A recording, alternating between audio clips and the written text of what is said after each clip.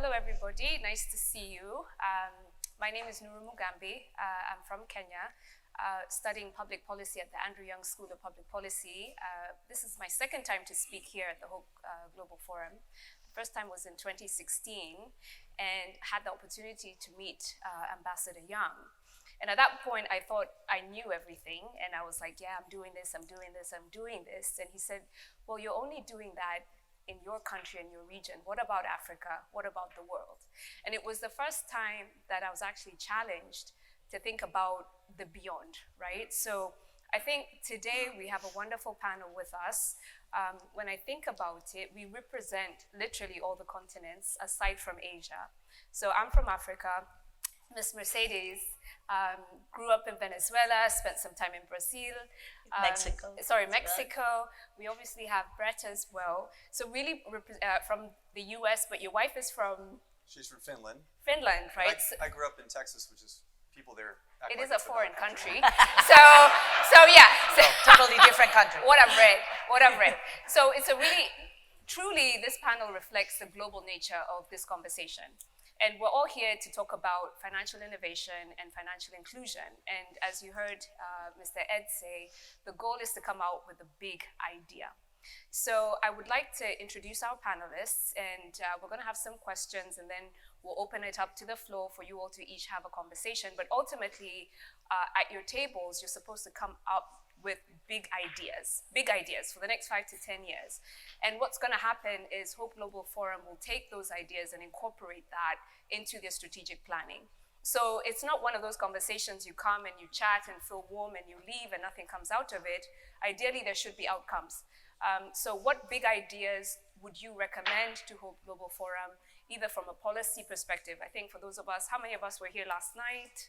We really heard some really powerful words from Mr. Su talking about that tension that regulators have to deal with, the issue about stability, safety, and he also talked about fairness, right? Fairness for everybody.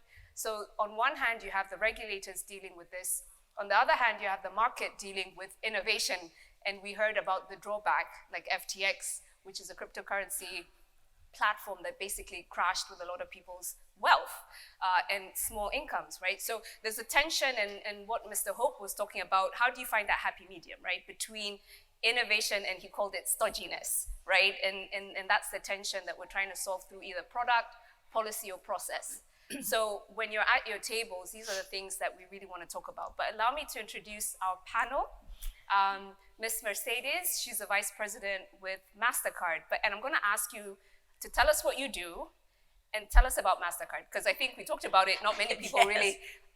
We're not getting money from Mercedes. So explain why. I'm not giving anybody cards. There just you go. in case if there's somebody. So tell us about MasterCard and yes, about your product. Of course. Thank you so much, Nuru, and thank you everybody for being here. I understand there's a lot of concurrent sessions, so we are super grateful and lucky that you are here. So thank you. I am Vice President of Community Relations at MasterCard, part of the public policy team at MasterCard. And one of the things I say immediately as I start talking to people, even if it's a workshop or something, is like, MasterCard is not a credit card company. And believe it or not, there's a lot of people that go like, what? Yeah. When I hear MasterCard, I immediately think, oh, here's this woman that wants to give us cards. I already have cards. I don't want to hear about it. I owe so much money. I have had people told me, oh, MasterCard, I owe you like $3,000. And I'm like, well, I'll take them if you want to pay. But no, it's not us, it's the banks. Yes. So first thing for everybody to remember, MasterCard is not a credit card company. We are a technology company in the electronic payments world, in the electronic payments. We are the technology behind the transactions, and we connect a merchant, the person, a business, government in some cases. So we are the technology behind all of these transactions. And our mission is to ensure that payments are safe, simple, smart, and especially financial inclusion. Really, really important, and we're gonna talk more about that. I've been with MasterCard 29 years. I started when I was 10. Well, I was like, child prodigy, totally. And the last 10 years, I have been blessed with doing at MasterCard what is my passion, which is financial inclusion, working with underserved communities, with Latinos, African Americans, like, small business owners, all of those cash is king people that I love to talk to them and then say, are you sure that cash is king? Let's talk a little bit about it. And then at the end they say, you are so right, technology is the right thing to do. So that's always very rewarding. And the last 10 years I've been involved with financial education, which I love. And just, so excited to see everything that's happening and things, for example, like what Brett does, he's going to tell you in a second, how technology and how innovation and creativity has been, developing the right products and the way to really bring everybody together and give people the opportunity. If you are in a rural place or you are in a city, and you are in so many different places, everybody to have the same opportunity to manage their money better and have access to the world economy. Great. So just to bring the aspect of technology closer to home, so MasterCard is kind of like the infrastructure.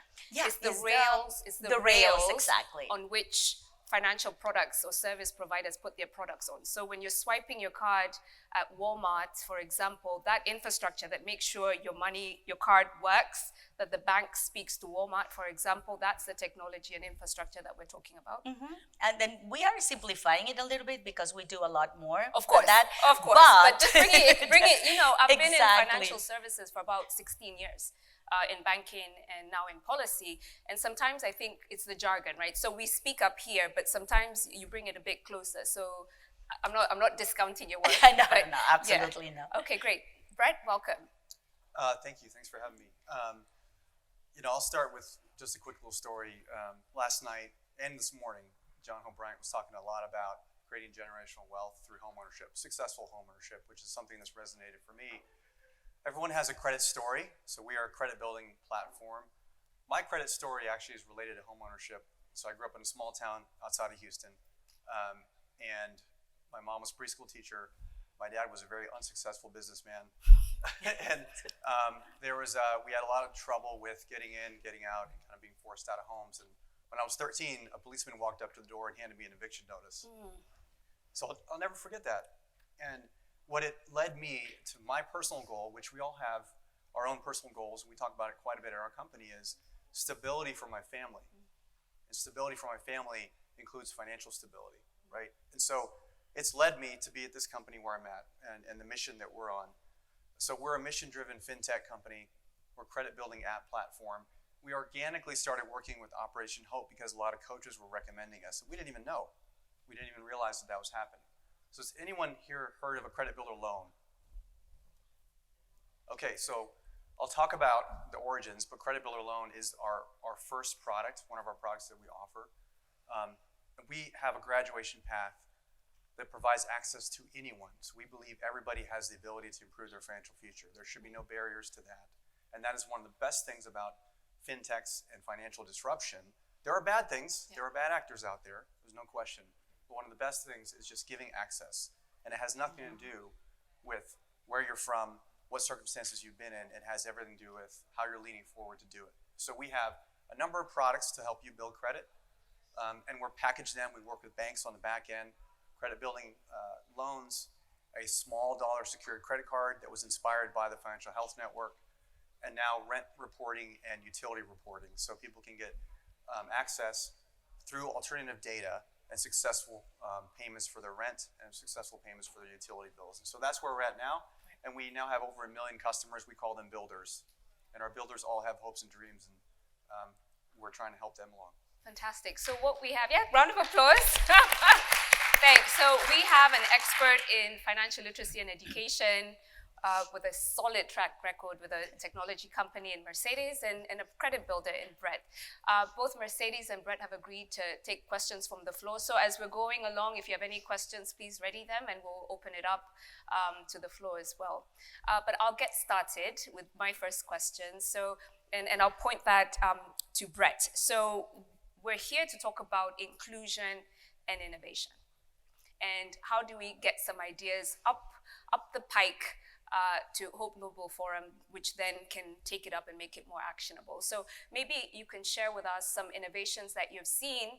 I know when we were speaking earlier, you talked about individuals in low credit scenarios and those who are, I think you called them credit invisible, and I've never heard that term before. Yep. Do you want to expand on that and probably how technology innovation can help us reach the low credit scenario colleagues and those who are credit invisible? So in the U.S., there are 100 million people that are considered low credit or credit invisible. And one of the problems is it's a catch-22. If you don't have credit, you can't access credit. So how do you even get started? Well, credit builder loans. So that's the first innovation I'll talk to, which is a little bit closer to my heart. Is they've existed for 50 years in financial institutions and credit unions and banks across the U.S., but not many people have known about them. Well, why? Because they don't make a lot of money. And a lot of banks traditionally, although this is why we're here, right, to change this, traditionally are incentivized to cater to the top 20%, not the other 80. And so credit builder loans have existed, but there's not been much knowledge about them. So what it is, it's a mouthful, which is part of the challenge that I have, is it's a CD secured installment loan where you take money, you take a loan out in your name, but you don't get money up front. Instead, you make payments to yourself over time. So as you make those payments, we report that to the credit bureaus. If you miss a payment, we also report that. There has to be consequences. It's not a gimmick. It's not a hack. It is actual true way to show that you as a customer are leaning forward and making payments. And these are as low as $25 a month. At the end of it, which is 1 to 2 years, you have built up emergency savings. So you get that money back. It gets sent to you in a check or ACH or however you want it. So that's always existed, but nobody has really operated and been out there in the market with it. So we built a lot of the core processing technology for a number of years without any customers, and then launched this product and service under the constraints that we've got and under the mission that we have to kind of bring this to market in a bigger way. And so I only saw probably 7 hands that were raised. So I'm hoping to change that. At least you're still employed then, because you have to keep telling people about your product. I know. So I'm hoping to change that, of course, but I think the idea there, and I would state this, 99% of people actually get approved to get started with it with our product. The only reason why they don't is if you're on the OFAC terrorist list. So that's the only reason. Right? So it doesn't matter if you've had a bankruptcy or a forcible closure. And so the innovation, I think, which is one of the beauty of, I think, how fintechs and larger institutions can have impact, is how to think about it differently, how to think about how to provide access to people differently. And then ultimately, my goal long-term is to also work with larger entities and organizations and groups to then expand that to where we really make a dent in the U.S. And that's kind of that's one example of that innovation and how it's changed things. And I like that you're saying this, because I think a lot of times when you hear the word innovation, and I wonder when you all were walking in like, oh gosh, will I have an idea, really? Sometimes we think innovation is, I was going to say Star Trek and date myself. Something around that. Right? What is, okay, so you think, like, if you're thinking about SpaceX and Elon Musk and the things that you're doing, the tunnel he's built, you think space, actually, one of my mentors is a professor at Stanford, and he's working on what's the protocol of transactions between Earth and Mars. Now that's like next level, right? But innovation doesn't have to be always that. Yeah, I think it can be packaging. Any ways to provide more access to more people without a barrier of having to walk into a retail branch all the time, right? That's really what has created a lot of discrimination in this country. Right. Particularly is that, right? So technology does that. Technology allows you to get access, and it could be something that's existed, or it could be something new, right. Or it's revising a program. So another quick example of innovation that I've always found amazing is, there's a government program called SNAP for food stamps. Mm-hmm.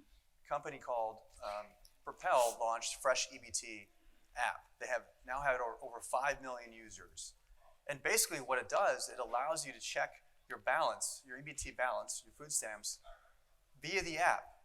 And you imagine a struggling family with kids would have to actually go in person or be in the grocery store and then make a phone call to find out the balance to then be able to use the food stamps. And so they really innovated on that idea, and they made it digitized. They made it into an app. They provided access. And now they're moving further and further and working with a lot of government entities to kind of expand those products and services. And I think we've seen some of that innovation. COVID, we were just talking about this a little while ago. Mm-hmm.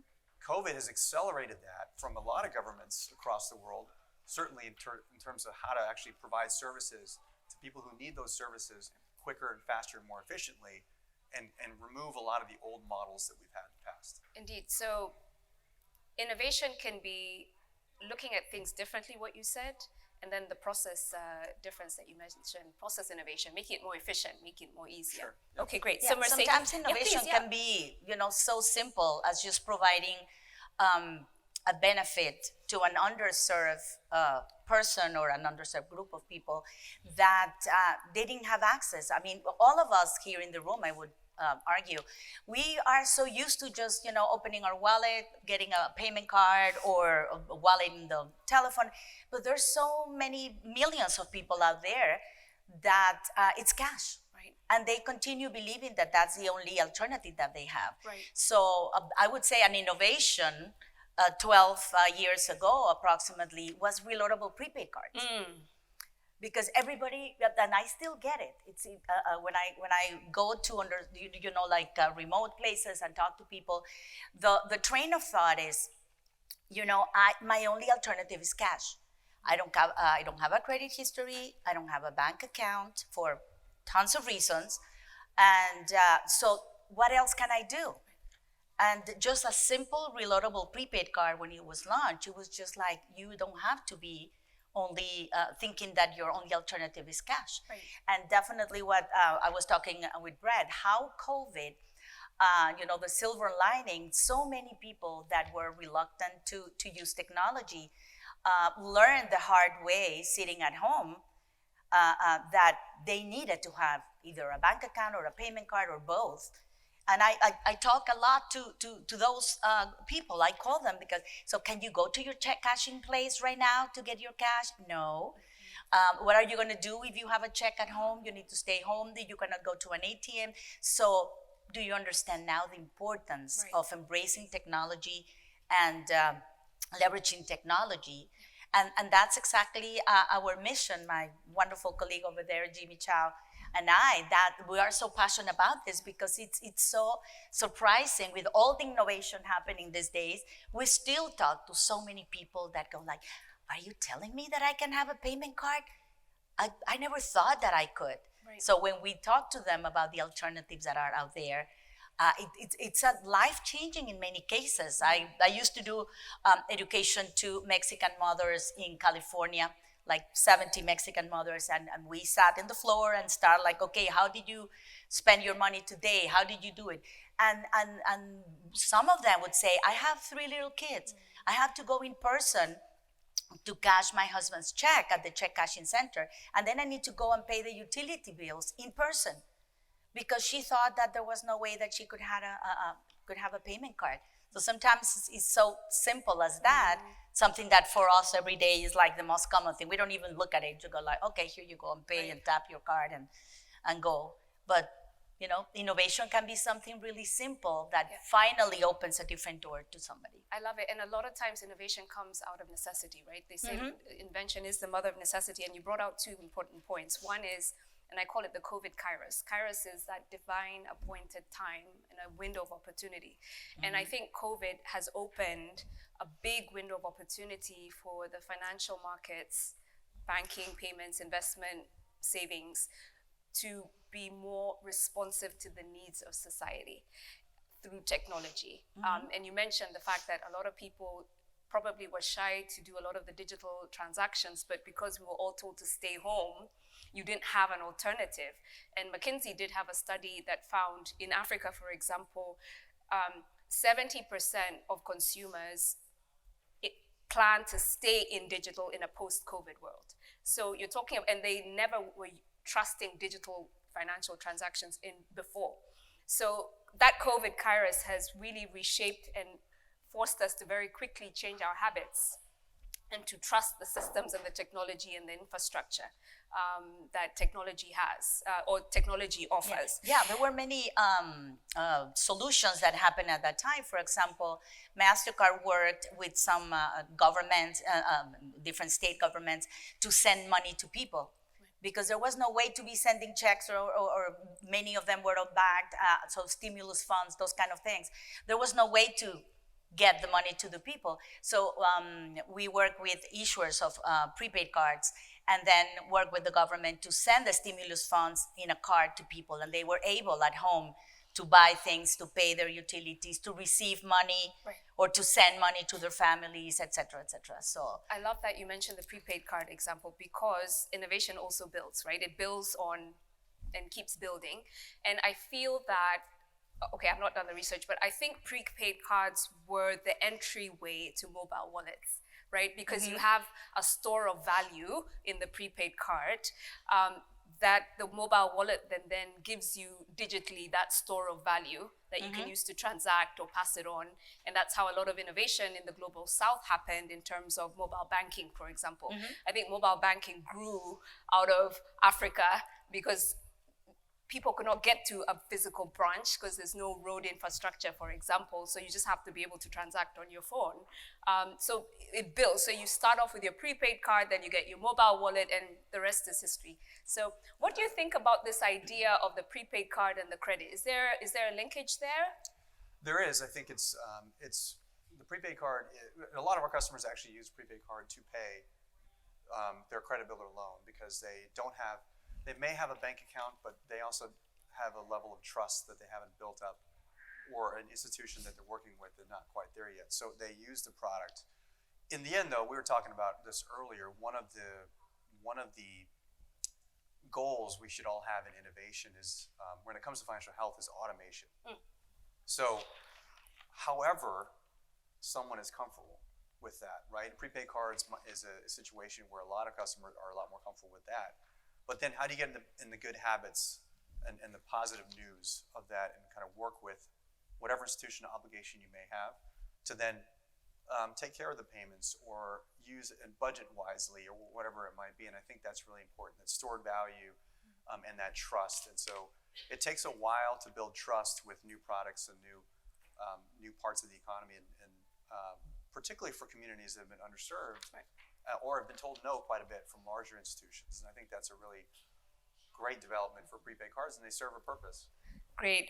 I'm hearing Georgia. Georgia on my mind. Good one. Ed was asking about the interesting ringtones. I think that's who that's who you were talking about, right? Okay. So you talk about trust, and I'm going to bring this now to literacy. Because trust is two things. It's your experience and what you don't know, right? So there is the aspect of what we've experienced, but there's also the unknown, which is either the known unknowns or the unknown unknowns. You don't know what you don't know.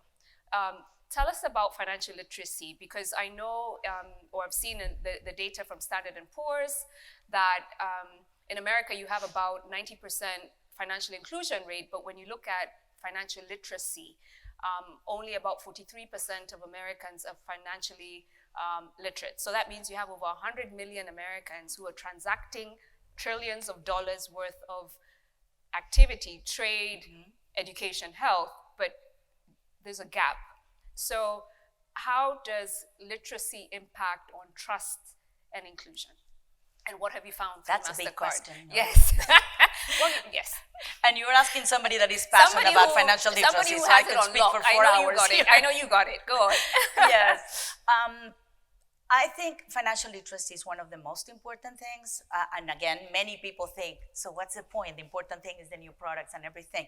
But when you still have people that do not understand the importance of paying attention to things like budgeting, having a budget, savings, what's the credit scoring, how do I start, what is that, why should I care? The cost of cash, that's another phrase that when I start talking about it, people go like, cost of cash, cash is the best thing. I say, no.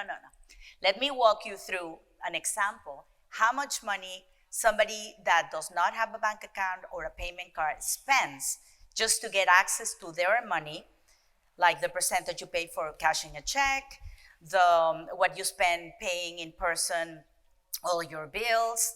And for example, there was one of the examples we have two ladies that they make the same money, they work together. One of them doesn't have, bank account or a payment card, and the other one has a reloadable prepaid card that is one of these payroll cards that so many companies realized how easy it was just to give their employees one card, and then every 2 weeks or every month, whenever they get paid, just deposit the money there. That opened a totally, different thing. So the person that didn't have the payment card or the bank account, we quantified how much she was spending. So every month, every week, she had to leave work early to go to the check cashing center. So she worked less hours. Then, she paid the transportation, went to the check cashing center, paid the percentage, which is sometimes very high. And then every month she had to buy 5 envelopes, 5 money orders, and stamps to pay her utility bills because, she was not going to put cash in an envelope and send it. So we quantified all of that, and then she had to send money to her mother. So then she had to pay remittances cost as well, and all of those things. And we came up with $96 a month that this lady was spending, versus the one that had the reloadable payroll card. She spent maximum, if she was not really thinking smartly, $20, because we told her, for example, you don't need to spend money in ATMs. You can ask for cash back if you go to a store that offers cash back. So it can even be zero. Right. She asked for a second card, like an additional card, to send money to her mother. So she just said, okay, Mom, here's the card. This is how much you can spend every month. So no remittances cost. She didn't have to go to a check cashing center. She had 2 jobs, and the 2 jobs deposit the money in that card. So when people hear the cost of cash, sometimes I never thought about that. Right. I didn't know that. Yes. So that's another interesting thing that is part of financial literacy. And yes, you're right. It's you don't know what you don't know. And in many cases, the trust part is really, really important, especially when it has to do with your money, because that's like a very sensitive part. And we work with community organizations that are very close to these underserved communities. And that's how we bring our financial literacy program to these communities. So it's amazing. Exactly, because they are hearing it from organizations that support them in so many other things, health, and many other things. And so they feel more comfortable hearing this information from them than from us. The program it's called Master Your Card, the one that Jimmy and I lead, started 12 years ago. And the first 2 years, I would think it was more about building the trust, because when everybody heard, oh, well, you're going to have a workshop presented by MasterCard, everybody said, oh, no, thank you, I already have a card. No, I cannot have a card, I don't have a credit, bye. And it was just like, no, give me 15 minutes. Yes. And we started, and then people left like, they never thought about how important it was to learn about technology and to use technology to manage your money, and all the alternatives out there that could help you save money, save time, and the importance of learning all these things. Fantastic. So trust, definitely. There's that handshake. Exactly. Yeah, I would say too, it's a process. It's not easy. Financial Health Network does a pulse survey, and they say they have 4 different areas: spend, save, borrow, and plan. And it's about confidence. And what we hear quite a bit from customers that are working with us in our products, and maybe working with operational coaches or others around financial literacy, is a lot of people just are scared to take the first step. Once you take the first step and you learn an aspect, because you can't learn it all at once, but you can try, and that's even better, but it's just taking that first step and having that first success. So we constantly hear, like, a credit score is one piece where it's just a means to the long-term goal and the dream that someone may have. So when the score goes up, people say, oh, what's next? What's next? What do I do next, right? And that is part of the process, I think, is really kind of how can you expand the initial access to then start the process, and then know that it's going to be a journey, and there is no quick fix, right? There's no quick fix. No, and the most difficult part, I would say, of financial literacy that I have learned through this journey is changing the mindset. Changing the mindset, it's the most difficult thing, because people have their beliefs. I used to hear it all the time, the train of thought. Right. You know, I don't have money, therefore I don't need a bank account because I don't have money to put in the bank account. I cannot have a payment card, as I told you before, because, you know, I don't have a bank account, I have a credit scoring. And my neighbor told me that if I get a payment card, my identity will be stolen immediately.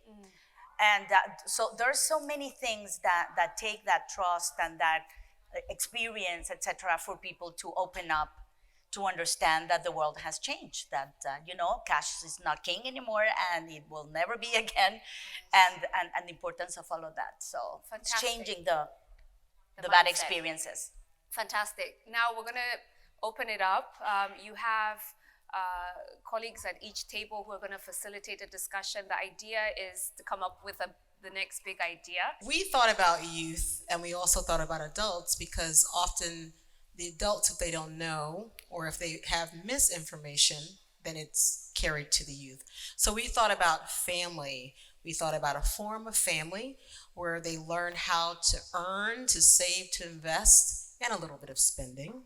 We talked about cooperative economics within the family unit as well as in the community. We talked about digital awareness and safety and the innovation of biometrics.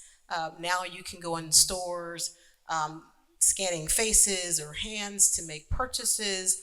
And we talked about money management.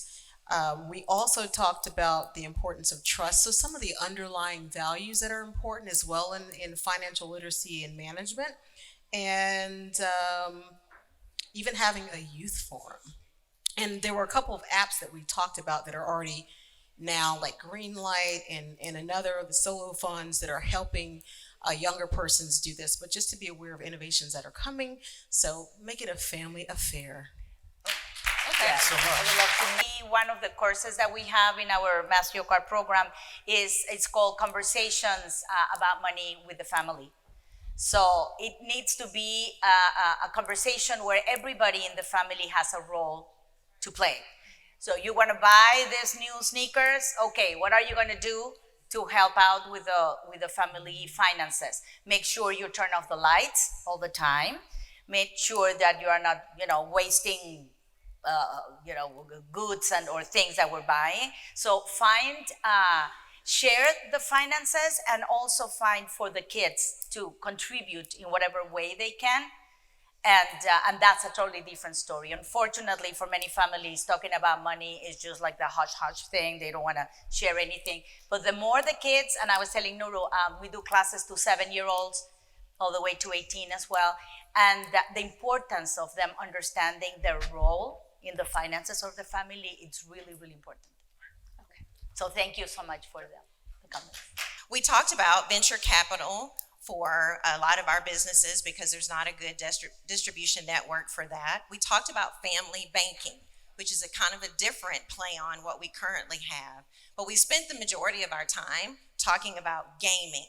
So many people, young and a little bit more seasoned, are in the gaming world. So there's a few channels that we talked about where opportunities exist. Number one, having financial literacy in the gaming space. So there would be an incorporation to where you would have to get some financial literacy information that could also be shared, because they're talking to each other and they may not be talking to parents, and parents may not be familiar with the gaming space. Another opportunity are for the creators or the platforms of the games, right? What is their responsibility and opportunity there to make sure that there are safeguards and education that they're encouraging to be distributed out as well? There's a third part that I just forgot. Really enforcing the protections, because a lot of kids are spending money in the real world and may not understand the full consequences of what they're doing in the real world. So really, really enforcing this idea of incorporating financial literacy in the gaming space. Okay. And that was our top idea. Thank Right. you. Thank you so much. Sorry, Ed, before what do you think about that? I love that idea. Actually, there's a couple things real quick. One is on the venture capital side, and gone through a journey, and we were just talking about it earlier, of how hard it is actually to talk to your typical venture capitalist about financial inclusion. There are some that are very specifically devoted to it, they're devoted to the 99%. There's some really good ones that are out there that I'd be happy to connect anybody with if you want afterwards. The second thing is gaming is a great idea because there's been some momentum around faith-based gaming, positive message gaming, but I have not seen much at all about financial literacy. So I think the combination and kind of being able to develop that in those different niches would be amazing. Plus, my 9-year-old is on Roblox all the time. I would love it to be better than just Bed Wars or whatever he's playing. Or Right. some of those games are good. And Marty, your idea of the network on venture capital is inspired. So really this idea of cooperative economics, I think another table talked about that, is really important. Yeah. So our idea is a personal financial guidance system. It's an interactive financial guidance platform that will start in grade school and follow you all throughout your life cycle. And it would be your single source and constantly give you the hand up to the next steps in your life. Nice one. All right, perfect. Next table. Okay, right there. Excellent work, thank you. No, let's just keep going. Hey everyone, Anthony Remus with the Hershey Company and representing this great team up front, the Sweet Team. You know what's great is there's a lot of great similar ideas, which means that we're on to something as a total group. So really a great honor to be here and share this idea that the team came up with. So we have a app that is just around financial inclusion. And it's really about, as we look at financial transparency, that's what equals financial inclusion. And our app is called Forward Hope. And in the app, you basically enter in your data and your bills, and it's going to help give you that edification in terms of understanding where can I make the payment. In this particular company, hey, it might be a $200 bill, but they only need $100. So it helps you make sure you're paying your bills on time, but also understanding the sensitivity that you might not make enough money to pay all your bills in full, so you actually understand where you could go. There's also great information that would understand if a woman had a baby and the hospital charged, say, $14,000 for a bill, it would tell you that, hey, you're eligible for a grant. So it's all about this great knowledge center in one place to understand where you could go with your money and make those on-time payments. Another element, too, is if you're utilizing the app, it would automatically round up all your payments to the nearest dollar, and that extra change would go to a credit builder loan. So that way you can actually build your credit as you're making payments, as well as there's another application for your children that would have the same gamification as that's already measured, because we do believe that starting early and starting young with financial literacy will help set the bedrock and foundation for as we get older. We have brought up a lot of great ideas. We have had a lot of great discussions. The question with all this, though, is how do we move any of these things forward? So as you go back to your organizations, as you go back to your teams, your peer groups, your communities, let's make an honest effort to make some of these things material. All right? Here at Operation Hope, my job is to listen. So anything towards these ideas that you think we can partner with to make come to fruition, I'm all ears. All right? Thank you for your time, and I hope you enjoy the rest of the forums.